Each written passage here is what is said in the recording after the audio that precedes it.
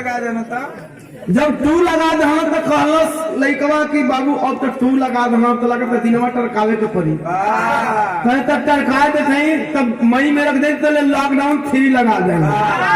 Free लगाना तो बड़ा दिक्कत हुई। 3 लगौला कहलस बाबू देखो तू जून में कह है ना। अच्छा जून में रखल तो फिर लॉकडाउन 4 लगा देना। अब बड़ा गड़बड़ हो लड़का के परेशानी है कहलस की बाबू अब रहे तो दिन में कैंसिल कर जा। अच्छा एक में मजा के रहल जो वो प्रेमिका का प्रेमी रंग हुई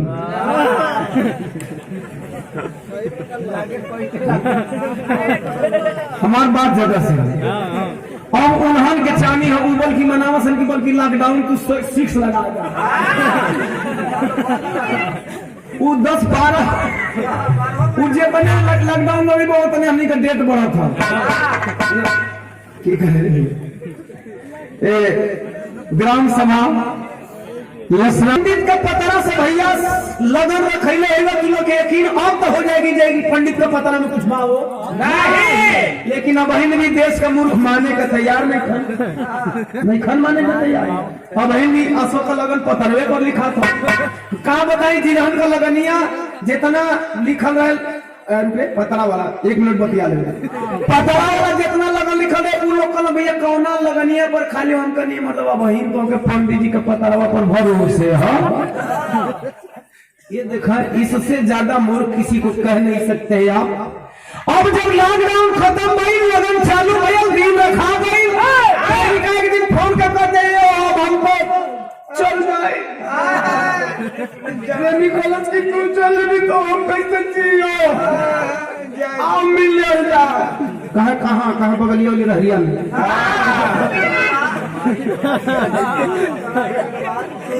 सीधावा के कोटेदार और बीडीसी के प्रत्याशी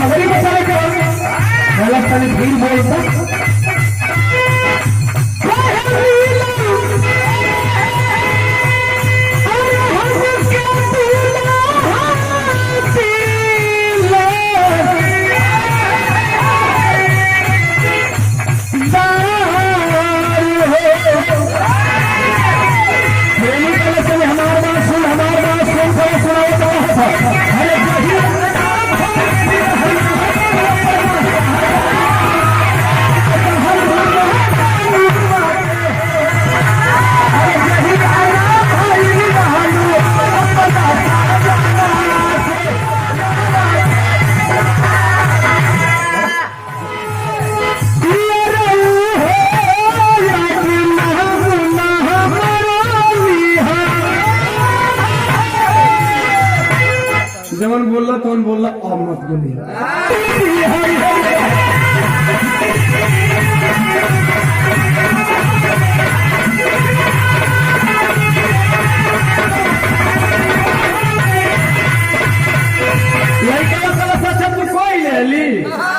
फिर कुछ बोली का कल सब बोलबो तो तू आगे पानी तो डलबो नहीं तू कह ले तो हमार सुन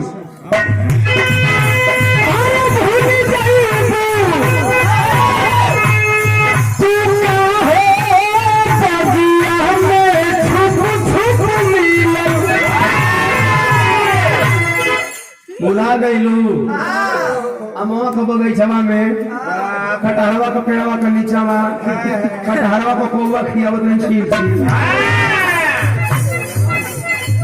बुला गईलू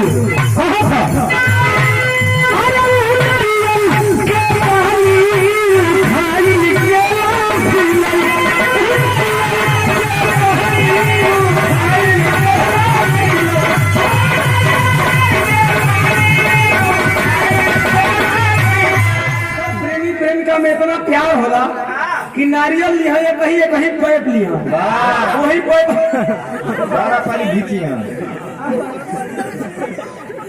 अक्सर जगह की हमने फिल्म देख ले एक बना लोग फिल्म में लोग जाता है जी हाँ? वो प्रेम दिखाना की ऐसे ऐसे कहल गई बाकी प्रेमी प्रेम का झूठ खाइए तो प्रेम बढ़ेला हाँ? तो वो प्रेम कृष्ण की एक ही पाइप ले ली पहले तू मुंह में डाली है ना तो कल भुला गए जो हमारे पाइप वो मुंह में डाला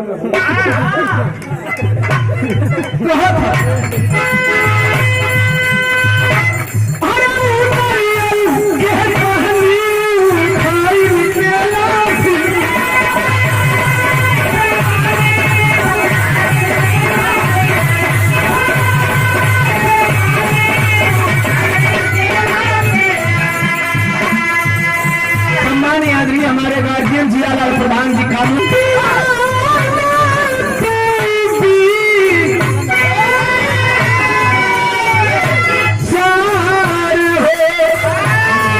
सुनने का मन करी हमारे चैनल पर जाई हमारे और अंतरा सिंह का सवाल जवाब का गीत में अंतरा सिंह का सारा सवाल का जवाब हमारा अंतरा का लास्ट लाइन